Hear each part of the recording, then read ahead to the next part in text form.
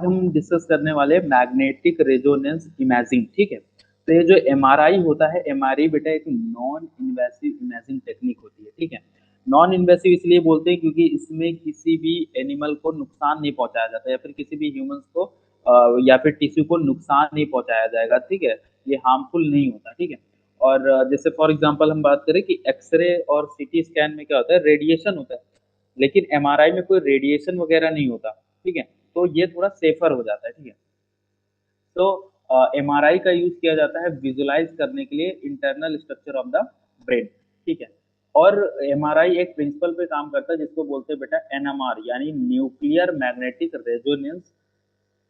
ठीक है, and uses a strong magnetic field, यानी एनएमआर का मतलब क्या है कि यहाँ पे क्या है, एक मैग्नेटिक फील्ड का यूज होगा। ठीक है, एंड दूसरा क्या, आर यानी रेडियो फ्रिक्वेंसी का यूज होगा। ठीक है, रेडियो फ्रिक्वेंसी का यूज होगा, उसका क्या काम है अभी हम बात करते हैं। तो स्ट्रॉन्ग मैग्नेटिक फील्ड और रेडियो फ्रिक्वेंसी का यूज किया जाता है ताकि हम क्या कर सकें, हाई रेजोल्यूशन की इमेज को जनरेट कर सके। ठीक है, एमआरआई का जो सबसे ज्यादा यूज किया जाता है वो न्यूरो साइंस में स्ट्रक्चरल, फंक्शनल और मेटाबॉलिक ब्रेन स्टडी के लिए यूज किया जाता है। अब हम बात करते हैं प्रिंसिपल, यानी किस प्रिंसिपल पे काम करता है और कैसे ये काम करता है एमआरआई मशीन, उसको हम लोग डिस्कस कर लेते हैं। उससे पहले आप ये बताइए कि अगर मैं कहूँ कि कोई भी ह्यूमन है, ठीक है, तो उसमें आप जानते हो कि वाटर का कंटेंट अच्छा खासा होता है। ठीक है, तो अगर हम देखें तो वाटर यानी वो H2O से मिलके बना है। ठीक है, एंड H2O में बीच में ऑक्सीजन है, एंड यहाँ पे आप देख रहे हैं कि हाइड्रोजन है। Hydrogen mean protons. ठीक है, तो ये जो प्रोटॉन्स है, जब हम क्या करते हैं इन प्रोटॉन्स में मैग्नेटिक फील्ड अप्लाई करते हैं। ठीक है, अभी देखो, अभी कोई भी मैग्नेटिक फील्ड यहाँ पे अप्लाई नहीं है। यहाँ पे अगर हम यहाँ पे देखें तो यहाँ हियर इज बॉडी के जो प्रोटॉन्स है उसमें कोई भी मैग्नेटिक फील्ड नहीं है, तो आपके जो प्रोटॉन्स है वो इधर उधर रैंडम है। जैसे ही हम क्या करेंगे, इसमें मैग्नेटिक फील्ड अप्लाई करेंगे, तो due to the paramagnetic nature जो प्रोटॉन है, प्रोटॉन क्या हो जाएंगे, एक पैरेलली या फिर एंटी पैरेलली क्या हो जाएंगे, अलाइन हो जाएंगे। ठीक है, यानी अप प्रोटॉन बोलते हैं, डाउन प्रोटॉन, यानी पैरेलल या फिर एंटी पैरेलल वो क्या हो जाएंगे, अलाइन हो जाएंगे। ठीक है, और फिर हम उसके बाद पहला तो हमने मैग्नेटिक फील्ड अप्लाई करा, दूसरा हम क्या करेंगे, उसमें रेडियो फ्रिक्वेंसी पल्स डालेंगे। जैसे ही हम क्या करेंगे, रेडियो फ्रिक्वेंसी पल्स उसमें अप्लाई करेंगे, तो जो हमारे प्रोटॉन्स है वो उस रेडियो फ्रिक्वेंसी पल्स को लेके एक्साइटेड स्टेट में पहुंच जाएंगे, है ना, और इधर उधर फिर मूवमेंट करेंगे। बट अब इस टाइम पे क्या है, वो एक्साइटेड स्टेट में है। ठीक है, और थोड़ी देर बाद जब हम रेडियो फ्रिक्वेंसी पल्स को बंद करते हैं तो वो फिर से किस स्टेट में आते हैं, अपने नॉर्मल और जिस पोजीशन में थे उसी पोजीशन में आ जाते हैं। ठीक है, तो जब वो नॉर्मल एक्साइटेड स्टेट से नॉर्मल पोजीशन में आते हैं तो उसी टाइम पे वो क्या करते हैं, लाइट को इमिट करते हैं, एंड वही लाइट क्या करी जाती है, उससे इमेज बनाई जाती है। ठीक है, अगर आपको मेरी बात ये नहीं समझ में आ रही तो आप इससे देख सकते हो कि ये रैंडम एक्सेस में रोटेशन हो रहा है, बट जैसे ही हमने क्या करा, ये इसमें मैग्नेटिक फील्ड अप्लाई करी, तो ये क्या करेगा, proton spin aligned along the magnetic field. जो प्रोटॉन्स है, प्रोटॉन के स्पिन क्या हो गया, मैग्नेटिक फील्ड में अलाइन हो गए। यहाँ पे आप देख सकते हो मैग्नेटिक फील्ड का डायरेक्शन इधर है। ठीक है, तो ये जो है आपका क्या होता है, ये इस तरीके से एमआरआई का प्रिंसिपल होता है। ठीक है, आपको अच्छे से समझ में आया होगा। नाउ हम इसको एक बार रीड भी कर लेते हैं, जो हमने आपको अभी समझाया क्या वो अ, अगर आपको अच्छे से समझ में आया होगा तो इसको रीड कर लेते हैं। ठीक है, तो एमआरआई कैसे वर्क करता है, एमआरआई आपके हाइड्रोजन नहीं, प्रोटॉन आयन का जो कि वाटर मॉलिक्यूल में प्रेजेंट है उसके बिहेवियर पे वर्क करता है। ठीक है, जब हम किसी भी पेशेंट को inside a strong magnetic field place करते हैं, तो जो प्रोटॉन्स है वो अलाइन हो जाते हैं या तो पैरेलल या तो anti parallel to the field. ठीक है, नाउ फिर हम उसके बाद क्या करते हैं, रेडियो फ्रिक्वेंसी अप्लाई करते हैं। जब हम रेडियो फ्रिक्वेंसी अप्लाई करते हैं तो जो अलाइनमेंट है वो डिस्टर्ब हो जाती है। क्यों डिस्टर्ब हो जाती है, क्योंकि जो आपके प्रोटॉन्स है वो कहाँ पे रीच कर गए हैं, एक्साइटेड स्टेट में रीच कर गए हैं, डिस्टर्ब हो जाता है। ठीक है, एक्साइटेड स्टेट में पहुंच गए हैं, डिस्टर्ब हो गए हैं। ठीक है, और जैसे ही हम रेडियो फ्रिक्वेंसी पल्स को टर्न ऑफ करेंगे, proton turn into the original state, proton फिर से अपने ओरिजिनल स्टेट में आ जाएंगे। ठीक है, एंड ये जब ओरिजिनल स्टेट में आ रहे हैं, यानी ये प्रोटॉन्स एक्साइटेड स्टेट में थे एंड एक्साइटेड से फिर से अपने ग्राउंड स्टेट में आ रहे हैं, तो ये क्या करेंगे, ड्यूरिंग दिस रिलैक्सेशन, इसी को बोलते हैं relaxation time, and during this relaxation time it emits signal, ये क्या करेंगे, सिग्नल इमिट करेंगे। एंड सिग्नल को इमेज में कन्वर्ट करने के लिए यहाँ पे स्कैनर या फिर डिटेक्टर लगे होते हैं, जो कि क्या करते हैं, इमेजेस को कंप्यूटर में बनाते हैं, ठीक है। अगर एमआरआई की आप मशीन देखोगे तो ये वो मैग्नेट है जिसमें से हम हाई मैग्नेटिक फील्ड दे रहे थे अबाउट 3 टेस्ला, ठीक है। मैं एक चीज आपको बता दूं कि इसका मैग्नेटिक फील्ड सबसे ज्यादा होता है, ठीक है, मैग्नेटिक फील्ड सबसे ज्यादा होता है, ठीक है। दूसरा, यहाँ पे ग्रेडियंट कॉइल लगी होती है, ठीक है, मैग्नेटिक फील्ड को एडजस्ट करने के लिए। एंड रेडियो फ्रिक्वेंसी कॉइल्स है, एंड यहाँ पे पेशेंट टेबल में यहाँ पे पेशेंट लेट जाएगा, ठीक है। तो यहाँ पे क्या है, मेन मैग्नेट है, ठीक है। तो मेन मैग्नेट का काम क्या है, ये स्ट्रॉन्ग फील्ड बना के रखता है। तो स्ट्रॉन्ग मैग्नेटिक फील्ड बनाएगा जिससे हाइड्रोजन या फिर मतलब प्रोटॉन्स क्या हो जाएंगे, अलाइन हो जाएंगे, ठीक है। दूसरा, ग्रेडियंट कॉइल क्या करता है, इमेज का लोकलाइजेशन करता है, यानी कहाँ से जो सिग्नल आ रहा है वो सारा कुछ डिटेक्ट क्या करने का काम करता है, ग्रेडियंट कॉइल डिटेक्ट करने का काम करता है ना। रेडियो फ्रिक्वेंसी कॉइल की बात करें तो radio frequency coils radio frequency pulse भेजते हैं और सिग्नल रिसीव करने का काम करते हैं। फिर कंप्यूटर सिस्टम की बात करें तो कंप्यूटर सिस्टम डाटा को प्रोसेस करके इमेज बनाने का काम करते हैं, ठीक है। And next is the patient table, जिसमें पेशेंट को अंदर मतलब पेशेंट को इनसाइड मूव करा जाता है जिसके थ्रू। अब बात आती है रिलैक्सेशन की। अभी हमने बोला ना कि जब एक्साइटेड से अपने ओरिजिनल स्टेट में आता है प्रोटॉन तो रिलैक्सेशन होता है। ये रिलैक्सेशन बेटा बहुत इंपॉर्टेंट है। दो टाइप के रिलैक्सेशन होता है, एक होता है T1 रिलैक्सेशन जिसको हम लोग लॉन्गिट्यूडनल रिलैक्सेशन भी बोलते हैं, ठीक है। प्रोटॉन्स जब मैग्नेटिक फील्ड के साथ फिर से अलाइन होता है तो हम उसको बोलते हैं T1 रिलैक्सेशन, ठीक है। सो T1 रिलैक्सेशन मतलब time taken by protons to realign with magnetic field, यानी कितना प्रोटॉन कितना टाइम ले रहे हैं मैग्नेटिक फील्ड के साथ रीअलाइन होने में, कितना टाइम ले रहे हैं, वो आपका क्या हो जाएगा, T1 रिलैक्सेशन हो जाएगा, ठीक है। अगर हम फीचर्स की बात करें तो T1, अगर आप T1 वेटेड वाले में देखिए तो यहाँ पे समझ गए ना, T1 रिलैक्सेशन का मतलब क्या है कि रीअलाइन होने में प्रोटॉन्स को कितना टाइम लगता है जब हम मैग्नेटिक फील्ड अप्लाई करते हैं, ठीक है। सो अगर हम यहाँ पे देखें तो अ, ये T1 वेटेड है, यही T1 रिलैक्सेशन का लॉन्गिट्यूडनल रिलैक्सेशन भी बोलते हैं। तो ये जो व्हाइट मैटर है आपका वो किस कलर का है, ब्राइटेस्ट कलर का है, ठीक है। व्हाइट मैटर आपका ब्राइटेस्ट कलर का है।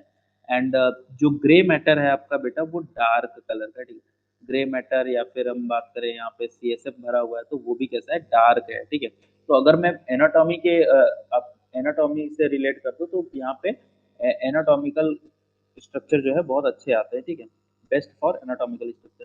नाउ अगर हम T2 रिलैक्सेशन की बात करें, यानी अब हमारा डिटेक्टर क्या डिटेक्ट कर रहा है, time taken by proton to lose phase coherence, है ना। प्रोटॉन्स क्या कर रहे हैं, फेज कोहेरेंस को लूज कर रहे हैं, ठीक है ना। फेज कोहेरेंस का मतलब आप लोग समझते हैं,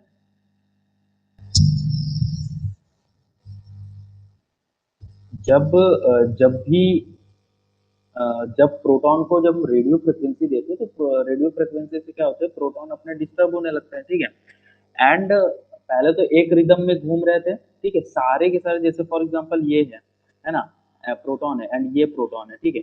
दोनों एक रिदम में ऐसे करके क्या हो रहे हैं, घूम रहे हैं, ठीक है, घूम रहे हैं। एंड थोड़ी देर बाद क्या करेंगे, ये एक दूसरे को डिस्टर्ब करेंगे, एंड एक दूसरे को डिस्टर्ब करने से इनका तालमेल क्या होने लगेगा, टूटने लग जाएगा, ठीक है। मतलब जो शुरुआत में थे वो अलग अलग हो जाते हैं, इसी को क्या बोलते हैं, फेज कोहेरेंस बोलते हैं, यानी साथ में थे लेकिन अब वो फेज कोहेरेंस को क्या रहे हैं, खो रहे हैं, ठीक है। तो time taken by protons to loss the phase coherence, इसी को क्या बोलते हैं, T2 रिलैक्सेशन बोलते हैं। एक चीज और, जैसे आपका ये जहाँ पे लिक्विड वाला पार्ट होगा, यानी जहाँ पे आपका CSF होगा, जहाँ पे स्वेलिंग वगैरह होगी, तो वहां के जो प्रोटॉन्स होते हैं वो काफी देर तक साथ रहते हैं, वहां पे जो प्रोटॉन्स है वो काफी देर तक अपना तालमेल साथ में बनाए रखते हैं। तो वो फेज कोहेरेंस लेट से लूज करेंगे, एंड लेट से अगर वो लूज करेंगे तो इसलिए वो क्या दिखाई देंगे, वो ब्राइट कलर के दिखाई देंगे, ठीक है, वो क्या दिखाई देंगे, ब्राइट के दिखाई देंगे, क्यों, क्योंकि वहां पे सिग्नल ज्यादा स्ट्रांग है, ठीक है। एंड जहाँ पे सिग्नल कम स्ट्रांग है वो वहाँ पे ब्लैक कलर का दिखाई देगा, डार्क कलर का दिखाई देगा। एंड ये ज्यादातर पैथोलॉजी में यूज किया जाता है, ठीक है। अब अगर हम बात करें टाइप्स ऑफ एमआरआई की, तो एमआरआई बेटा दो टाइप की होती है। एक होता है स्ट्रक्चरल, मेनली दो टाइप की होती है, बाकी तो और भी टाइप है। तो एक होता है स्ट्रक्चरल एमआरआई एंड दूसरा होता है फंक्शनल एमआरआई, ठीक है। तो अगर हम स्ट्रक्चरल एमआरआई की बात करें तो ये स्ट्रक्चर प्रोवाइड करता है, यानी detailed anatomical features of brain को बताता है, ठीक है। इसका एप्लीकेशन कहाँ पे होता है, जैसे ब्रेन ट्यूमर को, जैसे फॉर एग्जांपल इसको पहले देख लेते हैं। ये यहाँ पे पेट स्कैन है, जो कि मैंने यहाँ पे जब पीईटी कराएंगे, अभी पीईटी पढ़ाएंगे भी, अगले लेक्चर है। तो ये पेट स्कैन की इमेज है, इसको तो जाने देते हैं। ये हमारा स्ट्रक्चरल एमआरआई है। तो स्ट्रक्चरल एमआरआई में हम केवल स्ट्रक्चर को नोटिफाई कर रहे हैं कि लाइक अगर फॉर एग्जांपल यहाँ पे मैं कह देता हूँ कि इस रीजन में वेंट्रिकल में स्वेलिंग आ गई, तो ये और ज्यादा ब्लैक एरिया हो जाता है, ठीक है। तो हम एनाटॉमी से हम क्या कर सकते हैं, एनाटॉमी स्टडी करके हम ये पता लगा सकते हैं कि कहीं पे ब्रेन में रीजन में ब्रेन ट्यूमर तो नहीं है, ठीक है। या फिर कहीं पे ब्रेन श्रिंक वगैरह तो नहीं है ना, ब्रेन श्रिंक वगैरह तो नहीं हो गया, सिकुड़ वगैरह तो नहीं गया, कोई एट्रोफी तो नहीं आ गई, वही मतलब है ना। और कोजेनाइटल एबनॉर्मेलिटीज तो नहीं है, यानी कोजेनाइटल डिफेक्ट का मतलब कोई जन्म से प्रॉब्लम तो नहीं है, ठीक है। या फिर अल्जाइमर डिजीज में, जो अभी हमने अभी ये बात करा, ठीक है, तो अल्जाइमर डिजीज में जो ब्रेन का पार्ट्स है वो धीरे धीरे लॉस होने लगता है, ठीक है। एंड ब्रेन वैल्यूम को मेजर कर सकते हैं, ठीक है। तो मतलब डॉक्टर को ब्रेन कैसे दिख रहा है वो कैसे देखेगा, स्ट्रक्चरल एमआरआई से देखेगा। बट फंक्शनल एमआरआई अलग है, ठीक है। फंक्शनल एमआरआई थोड़ा एडवांस हो जाता है, ठीक है। ये बॉडी की एक्टिविटी दिखाने लगता है, ठीक है। ये बताता है कि ब्रेन का कौन सा पार्ट काम कर रहा है, ठीक है। लाइक फॉर एग्जांपल मैंने आपको कोई ऐसा टास्क दिया जो आपकी मेमोरी से बेस्ड है, तो मेमोरी वाले पार्ट यहाँ पे क्या करने लगेंगे, ऐसे कलरफुल शो होने लगेंगे, ठीक है। तो जो एफ एम आर आई है, तो एफ एम आर आई क्या करता है, F M R I functional M R I इसलिए बोलते हैं क्योंकि ये ब्रेन की एक्टिविटी को मेजर करता है। एंड जिस टेक्निक से ये मेजर करता है उसको, मतलब जिस प्रिंसिपल पे काम करता है उसको बोलते हैं ब्लड बोल्ड, यानी blood oxygen level dependent signal पे ये काम करता है, ठीक है। ये बहुत इंपॉर्टेंट है। इसका वर्किंग प्रिंसिपल क्या है, ब्लड ऑक्सीजन लेवल डिपेंडेंट, यानी ये ब्लड में ऑक्सीजन के लेवल पे ठीक है, बोल्ड सिग्नल पे डिपेंडेंट होता है, ठीक है। सो प्रिंसिपल की अगर हम बात करें तो जो एक्टिव ब्रेन एरिया होंगे वो बहुत ज्यादा ऑक्सीजन कंज्यूम करेंगे, एंड ज्यादा ऑक्सीजन कंज्यूम करेंगे तो वहां पे ब्लड फ्लो भी क्या होगा, इंक्रीज होगा। लाइक फॉर एग्जांपल ब्रेन का कोई पार्ट है, उसको ज्यादा वो ज्यादा वर्क कर रहा है, तो ज्यादा वर्क तो ज्यादा ऑक्सीजन, एंड ज्यादा ऑक्सीजन के लिए उसको ज्यादा ब्लड लाना पड़ेगा, ठीक है। मतलब ब्लड के थ्रू ही तो ऑक्सीजन आता है, आरबीसी कैरी देम। तो यहाँ पे क्या हो जाएंगे, सिग्नल वहां पे डिटेक्ट हो जाएंगे जहाँ पे ज्यादा वर्क हो रहा होगा, ठीक है। तो इसका यूज कहाँ कहाँ पे करते हैं, ठीक है। ये मेरी बात समझ में आई कि नहीं, कि मतलब कैसे प्रिंसिपल इसका, जब ब्रेन का कोई पार्ट एक्टिव होगा तो वो ज्यादा ऑक्सीजन चाहेगा एंड ज्यादा ब्लड फ्लो बढ़ेगा, एंड एमआरआई मशीन इसको डिटेक्ट कर लेगा। इसी को क्या बोलते हैं, बोल्ड बोलते हैं, ठीक है। बोल्ड यानी ब्लड ऑक्सीजन लेवल डिपेंडेंट, ठीक है ना। कहाँ कहाँ यूज होगा, मेमोरी के स्टडी में यूज करने में, या फिर लैंग्वेज मैपिंग करने के लिए। लाइक अपने पास लैंग्वेज के एरिया होते हैं ना, तो उस लैंग्वेज को एरिया पता करने के लिए ब्रेन में लैंग्वेज एरिया कहाँ पे है, ठीक है। तो वो कॉग्निटिव न्यूरोसाइंस में, ठीक है, कॉग्निटिव न्यूरोसाइंस लाइक थिंकिंग वगैरह से रिलेटेड, कौन सा ब्रेन पार्ट थिंकिंग से रिलेटेड है, ठीक है। एंड दूसरा ये है कि प्री सर्जरी ब्रेन मैपिंग, यानी सर्जरी से पहले ब्रेन की मैपिंग की जाती है, ठीक है, वो सारी चीजें। तो लाइक फॉर एग्जांपल सर्जरी से पहले देखना है कि कौन सा एरिया इंपॉर्टेंट है, ये सारी चीजें इसमें आ जाएंगी, ठीक है। अब हम बात करते हैं कि भाई ये एडवांटेज ऑफ एमआरआई, ठीक है। तो ये पूरा का पूरा एफ एम आर आई का एडवांटेज नहीं है, ये एम आर आई का पूरा एडवांटेज है, स्ट्रक्चर का भी और फंक्शनल का भी। तो जो एम आर आई के हम एडवांटेज की बात करें तो इसमें कोई रेडिएशन नहीं होता, जो हम पहले बताए, ठीक है, इसमें कोई रेडिएशन नहीं होता। एंड ये सॉफ्ट टिश्यू कॉन्ट्रास्ट के लिए भी क्या है, अच्छा है, ठीक है। तो ये एकदम बढ़िया है, ठीक है। दूसरा मल्टीपेल मल्टीप्लेनर इमेजिंग करता है, यानी हर प्लेन में, लाइक 3D है ना, मल्टीप्लेनर इमेजिंग करता है ये, कोरोनल सजाइटल सारे सेक्शन में प्लेन है। सेफ होता है, नॉन इन्वेसिव, किसी को हार्म नहीं पहुंचाता। मेन बात ये है कि एक्सपेंसिव बहुत होता है एमआरआई जनरली। बहुत जो बहुत अच्छा इंस्टीट्यूट होगा या फिर बहुत अच्छा